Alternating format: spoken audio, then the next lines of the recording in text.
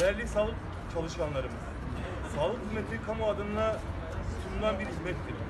Sağlık çalışanları da kamu hizmeti sunmaktadır. Sağlıkta şiddet aynı zamanda kamu hizmetine karşı yapılmış bir eylemdir. Sağlık çalışanına şiddet topluma karşı yapılmış utanç verici bir durumdur. Sağlık çalışanlarının şiddete karşı karşıya kalmaları ve bunun önüne geçilmemiş olması önemli bir sorundur. Sağlıkta memnuniyetin %80'lere ulaştığı bir noktada her zorluğa rağmen görevini en iyi şekilde ifade eden sağlık çalışanlarına şiddet kesinlikle kabul edilemez.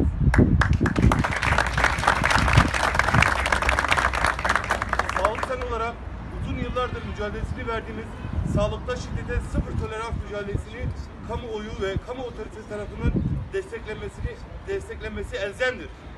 Sağlıkta yaşanan şiddete yol açan temel nedenler ortadan kaldırılmadan, koruyucu, önleyici çözümler bulunmadan, sorunla başa çıkabilmek ülkelerdeki birikime bakılmadan, şiddet sonrası güvenlik ve temelli ya da kınayıcı yaklaşımlarla yetinilerek bu sorunlar çözülemez. Çözüm için kamuoyu ve kamu otoritesi bir araya gelmelidir. Sağlık çalışanlarına yönelik şiddet konusunda sorunun temeline inilmeli. Gerekli adımlar atılmalı, aktif yaklaşımlarla sergilenerek gerekli tedbirler bir an önce alınmalıdır.